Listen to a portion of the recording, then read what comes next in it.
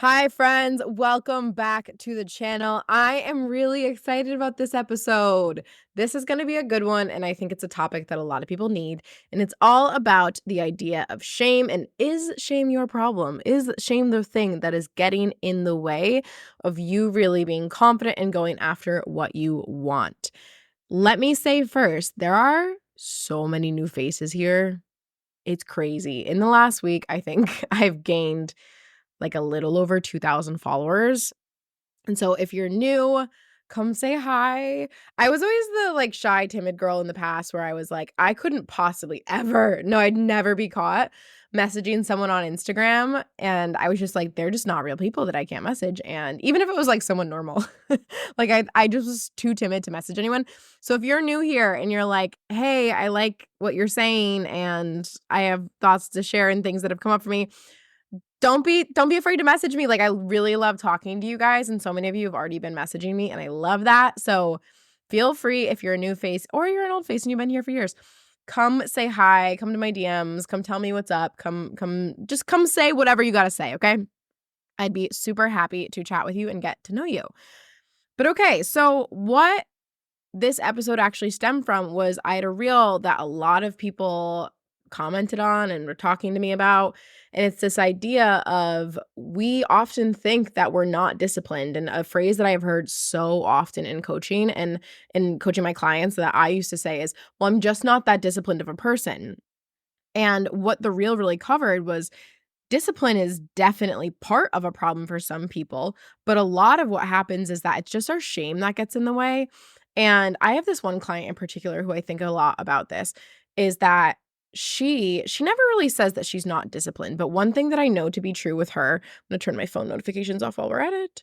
One thing that I know to be true for her is that it often can seem like she's not disciplined or not doing the things she said she would do, but it actually has nothing to do with discipline. She is so disciplined once her shame gets out of the way.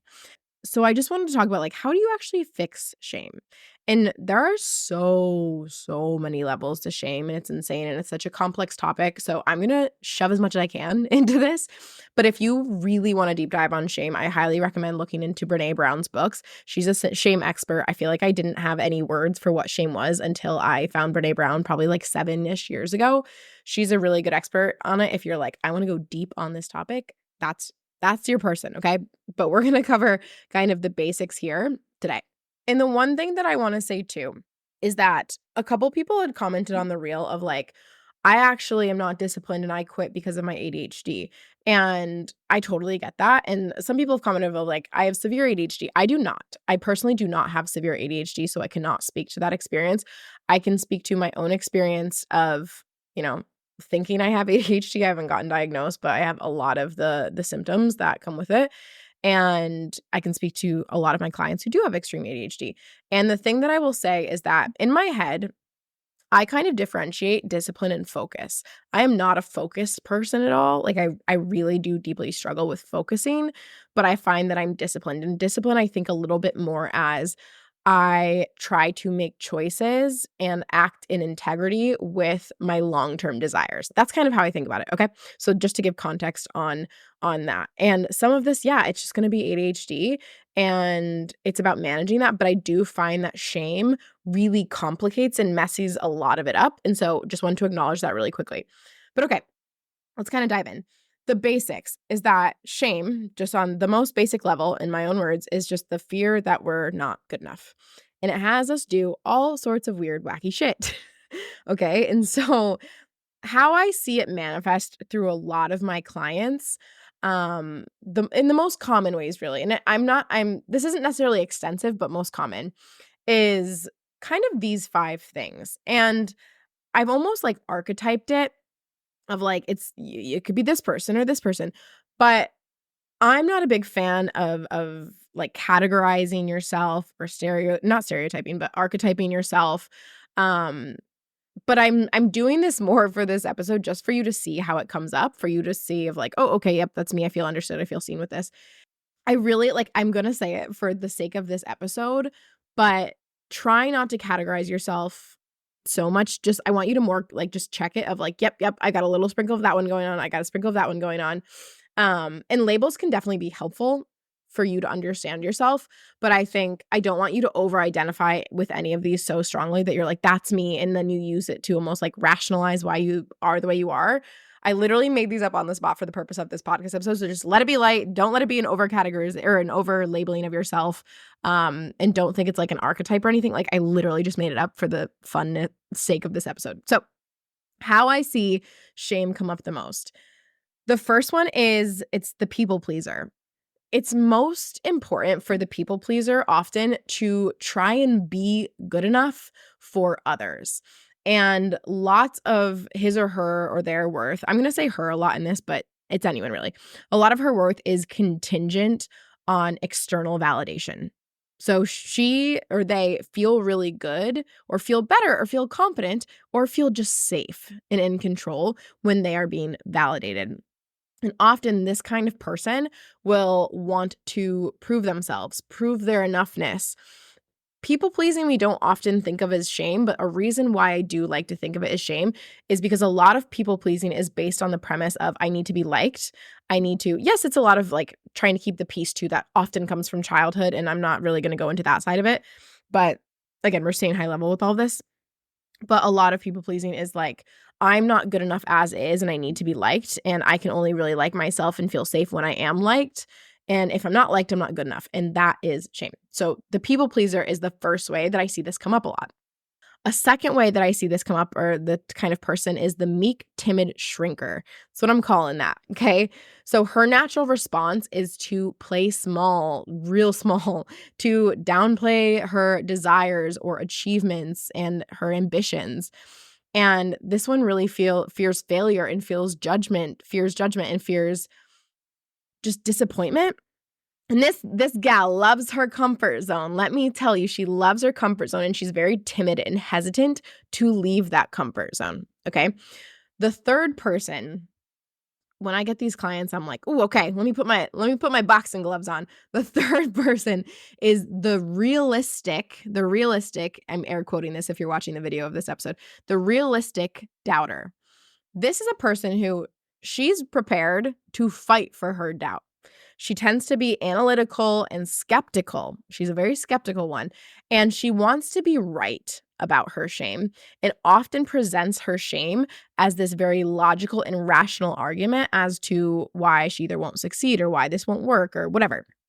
It's all a safety mechanism. The shame ends up and the rationalization ends up as, and the skepticism is a defense safety mechanism that she thinks is keeping her safe.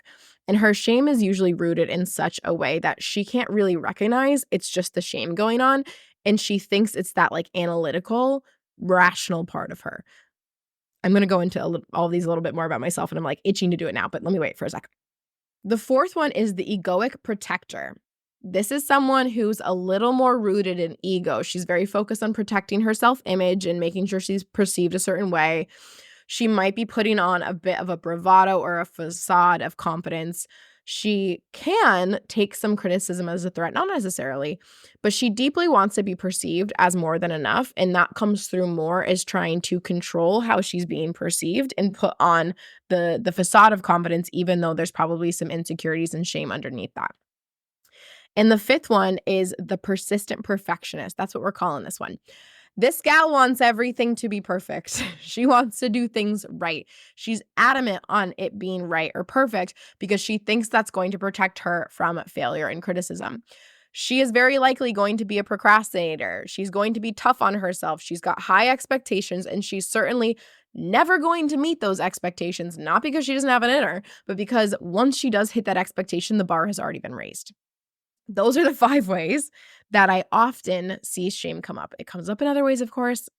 We're not being so literal with it. It's just generally how I see it come up.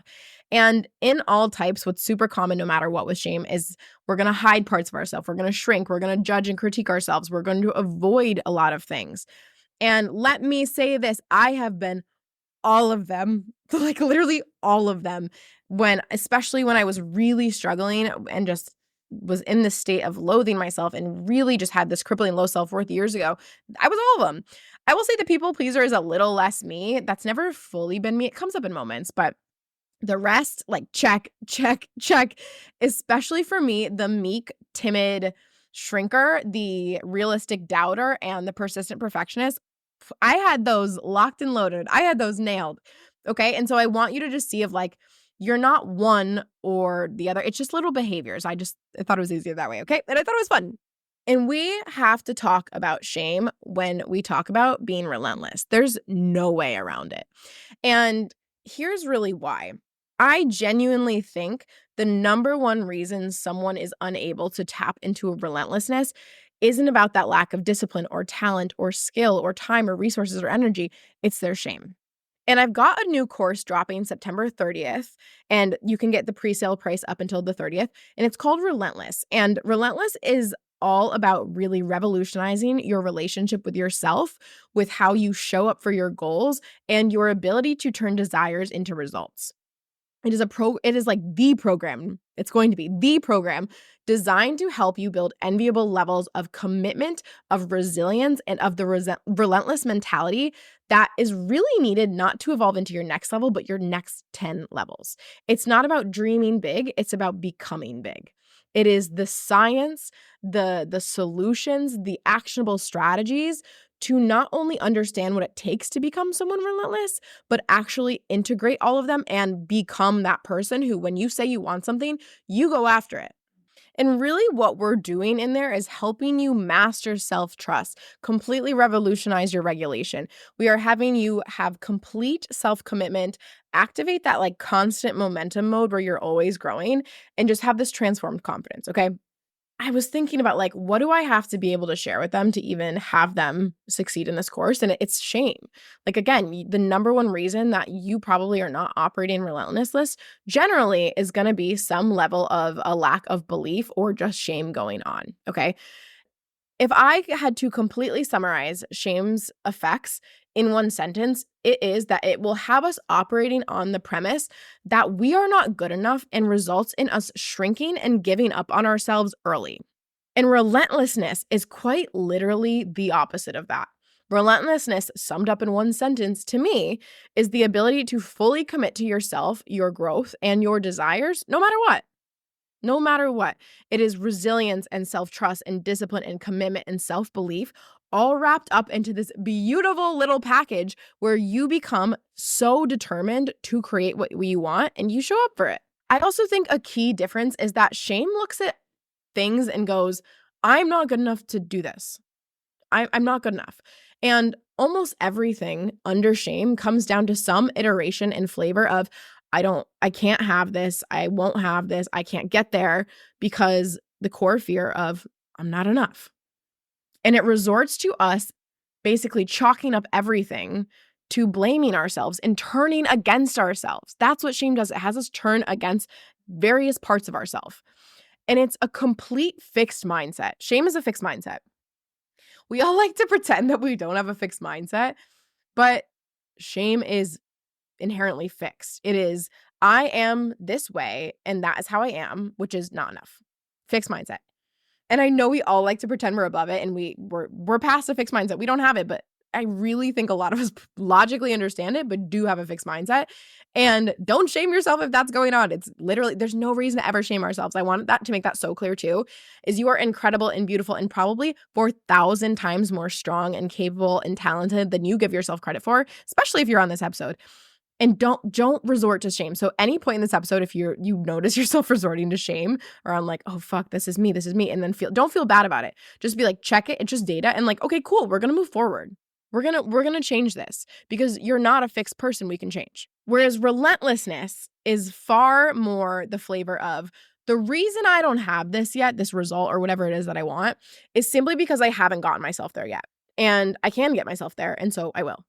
And rather than blaming ourselves and turning on ourselves the way shame does, it's taking responsibility and ownership that if we want something, it's on us to create it. So we're going to do just that, create it. And it's actually a very powerful feeling. And it's relentlessness is such a ridiculously growth mindset of, I can have, do, and become whatever I'd like to, because I know it's within my control to create this. And let me say this too. If you are struggling with shaming yourself and you want to be relentless and you're like, hell yeah, like I am ready as hell to do this. Come join the program Relentless. Come join the course Relentless. I'm running it live as an 8-week program, but then it's going to be a course. And either way, this is a great program for you.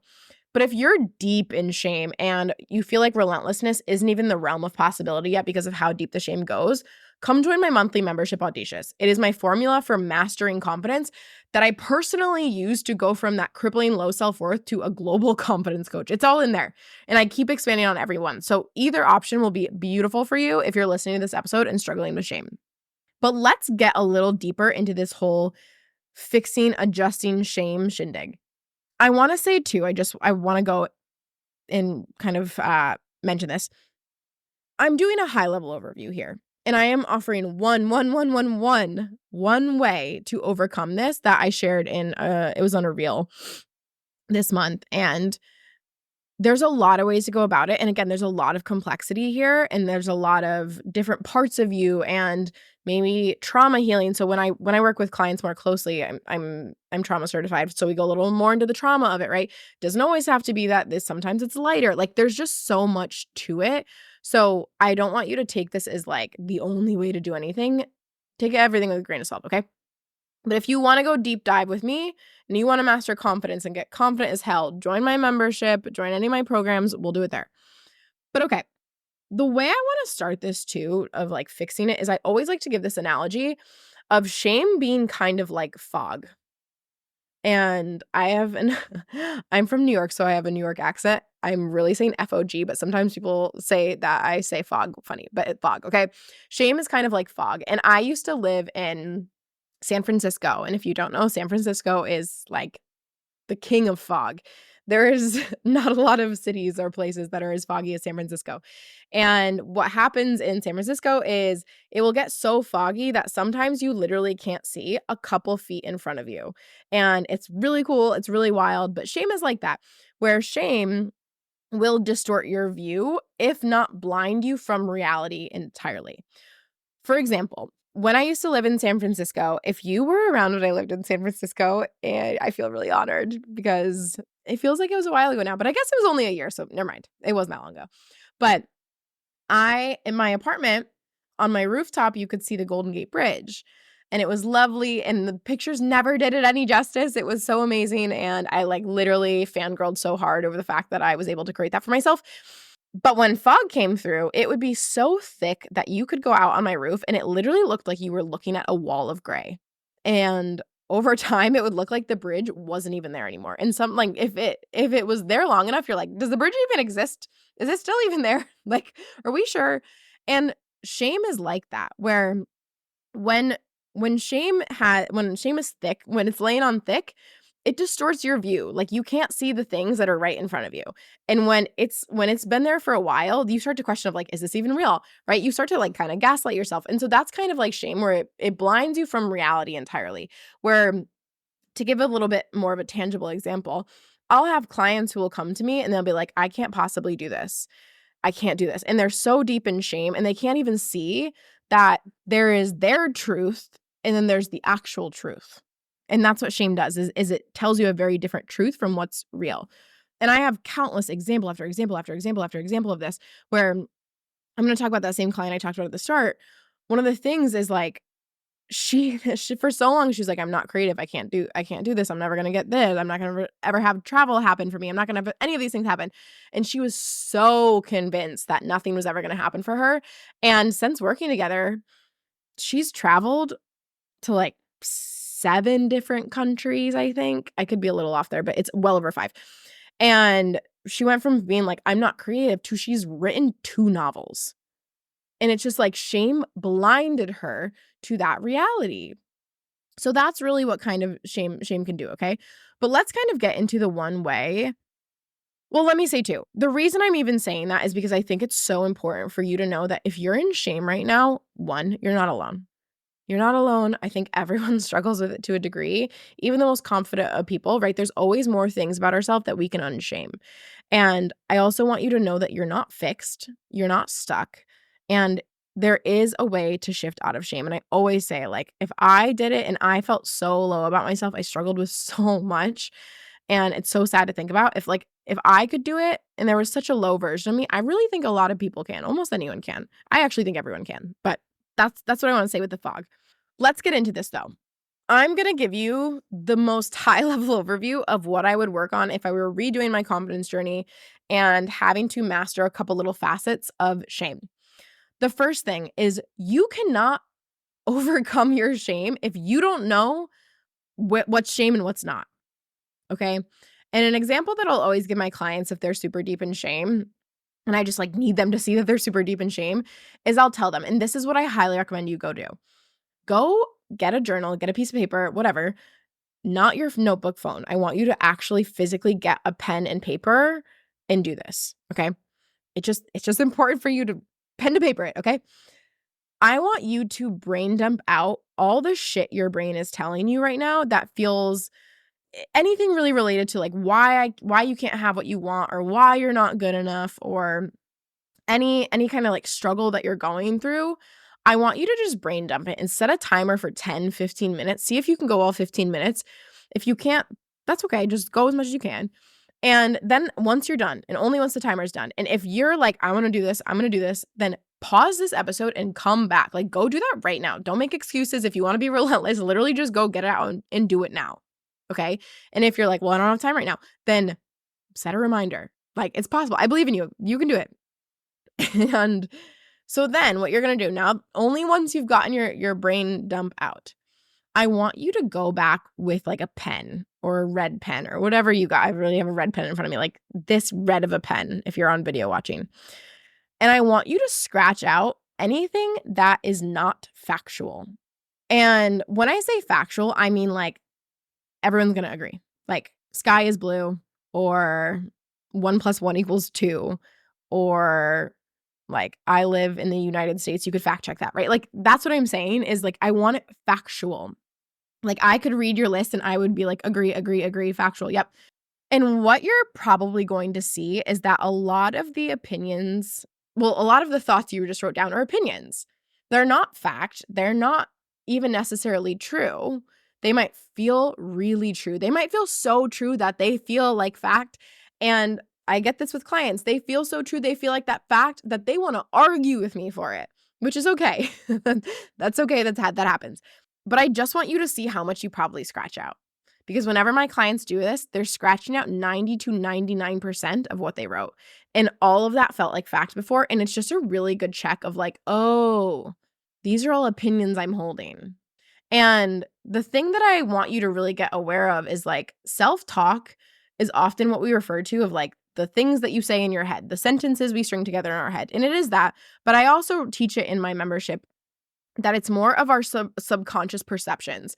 It is how we perceive the world. It is how we perceive our money. It is how we perceive other people. It's kind of like the rule book that we play by. And a lot of that is also just opinions, which is completely fine. But where we get ourselves into a bit of trouble is when they're opinions very fueled by shame and lack. And what I want you to do is I want you to start becoming more aware of how shame might be affecting your perception, just like that fog, okay? It starts to distort that reality, if not blind you to it in entirety. What I don't want to hear, and I'm so used to hearing this one, so if you think this, like, check yourself here. I don't want to hear that, like, oh, I'm already really self-aware. I don't need to do this. Because 99% of people who come to me and want to claim that are either in their ego or it turns out their self-awareness is actually just shame. And here's always the test that I tell them.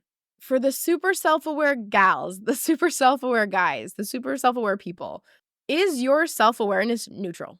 Because self-awareness is neutral. It's just of like, oh, I have a tendency to leave paper towels out. I don't know, right? Like that's actually a pattern that I have that my boyfriend gets really mad about. And it's neutral. But if your self-awareness is not neutral and it's actually more of like harsh on yourself, is it just hyper self-criticism, aka shame? I used to be someone where I'm like, I'm super, super, super, super self-aware. But really what it was is I'm just so grossly tuned in to every little part about myself because I'm going to make sure that I can judge myself and critique myself so that I can act the way I think I need to act so that you can't judge me first, right? That's usually what it is. So even if you're a self-aware gal and you are actually self-aware, you can always get more self-aware. Always, always, always. Okay. With this though, with exploring what is shame and what is not, I want you to have curiosity. That is going to be your superpower with this, with exploring different parts of like, oh, okay, is this thought shame or is this thought neutral? And how does this make me feel? Like all of that. Don't shame yourself for your shame. That happens a lot too. Do not shame yourself for your shame. I simply want you to get really curious. Be a neutral detective in this, all right? Turn those detective skills on and just get really curious with of the thoughts that are going through my head, of the way that I'm viewing certain things or certain conversations or relationships or whatever it is. Where's this coming from? Is this shame fueled? Because how we perceive things affects what we create in the world. And when how we perceive is fueled by a lot of shame or lack, we also tend to live from that state of shame or lack. And that's what we don't want because we don't deserve that and we're amazing people. Okay. That's the first thing. The second thing that I wish I understood sooner is small shifts. Okay. Small shifts in your self-talk as you're noticing it, and small shifts in your perspective. Your shame, what it will want to have happen is it wants you to be perfect, thinking that if you have thoughts of shame and of not enoughness, that if you just jump to perfectly confident thoughts, then you'll get there. And don't do that. Okay. You can eventually master that. But what I see, and if you're still, well, let me say this, if you're still struggling with shame, that's probably not your best tactic. In this kind of like the delusional confidence or like that delulu thing going on, right? If you can pull it off, go for it. I am all for it. But if it ends up getting your hopes up and feeling like you're lying to yourself or it's too much of a stretch or you sometimes people can only apply it to one area, but not all your areas, then go with small shifts. And the thing that I'll see happen a lot is, and I did this for years, I would have gotten confident a lot sooner if I realized this a lot sooner. But what I used to do was try and go from very negative and a low frequency of self-talk and jump myself up to like, I'm going to be confident and try and just like gaslight myself and brainwash myself into thinking that I can believe this. And it wasn't believable for me because oftentimes it was almost like a complete 180 to what I was previously thinking. So for example, if you're like, I'm going to fail, I'm going to fail, I'm going to fail, and then you go to like, I'm going to succeed.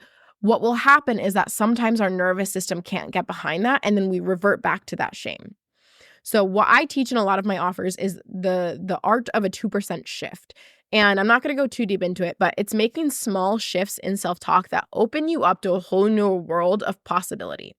It's really just choosing perceptions that your nervous system can get behind, because if we give it things we don't believe, again, we'll revert back into shame.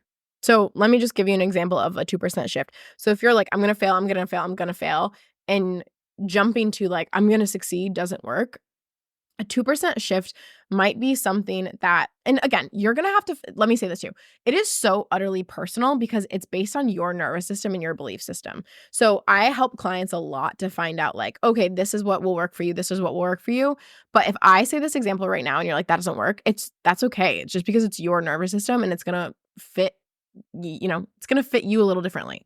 So example of instead of like, I'm going to fail, I'm going to fail, I'm going to fail, I trust myself to figure this out.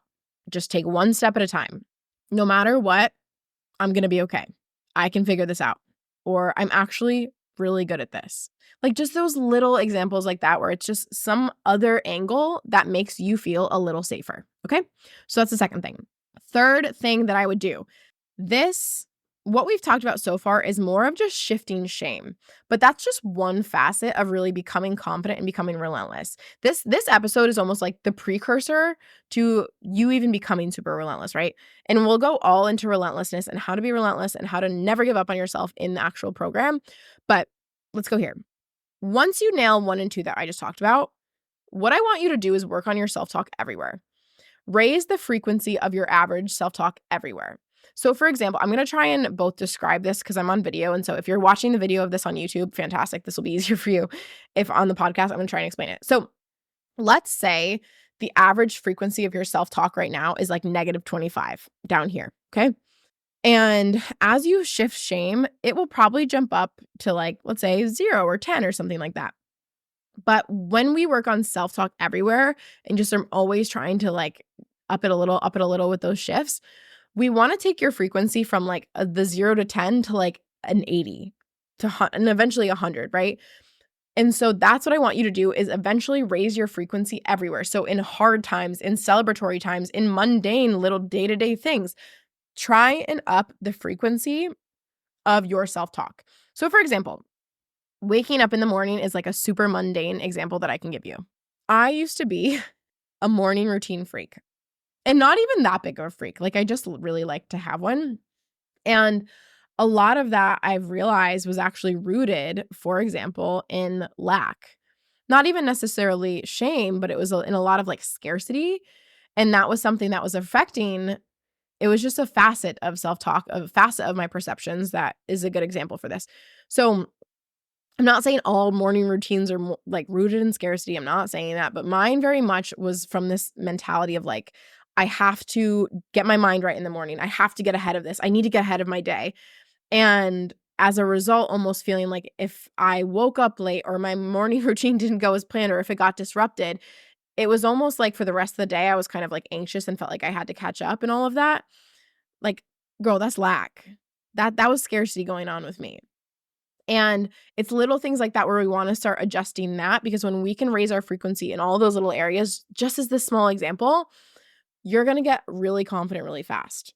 Because now, because I adjusted a little thing like that, that doesn't seem like that big of a deal, I can wake up anytime and kinda like rock the hell out of my day, no problem, okay?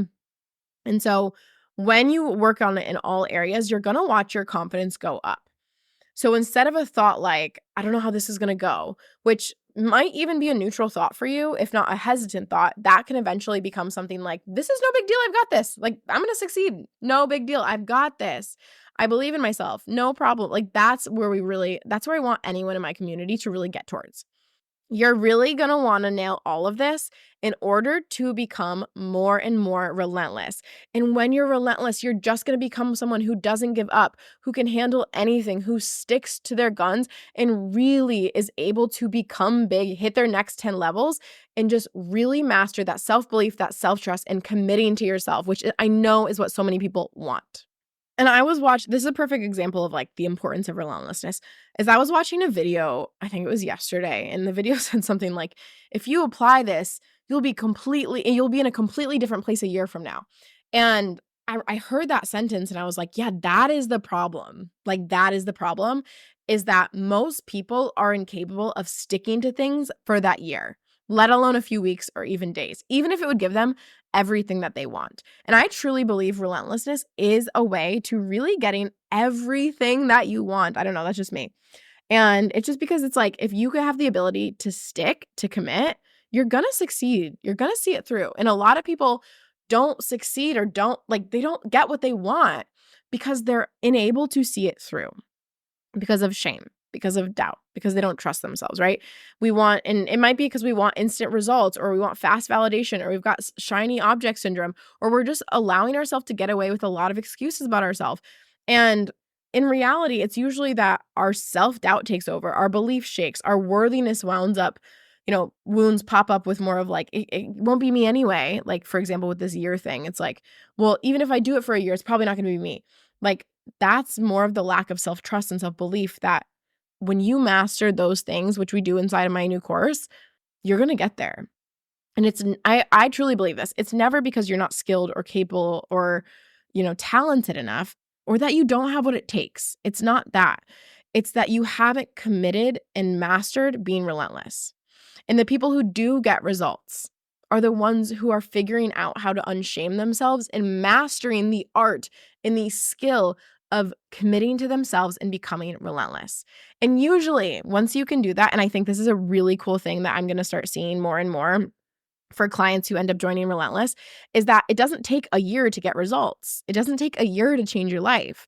But when you think it's going to take a year and therefore you give up and you can't stick through, even when you really want something, those are the people who won't get there. But the people who are like, you know what, I'm going to figure out how to show up for myself and commit to myself and believe and trust in myself and commit for a year if I have to, they'll find results come much, much sooner.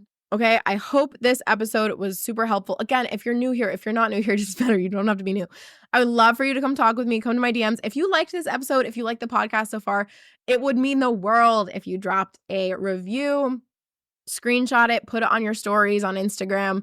That does wonders for me. I really, really, really appreciate it. I hope you got something out of this. Again, come DM me. And if you are ready to get really confident and really relentless, come either join my membership Audacious, where we focus on mastering confidence, or come join my course Relentless, where we get you to become the person who can go to their next 10 levels. All right, I will see you guys in the next episode.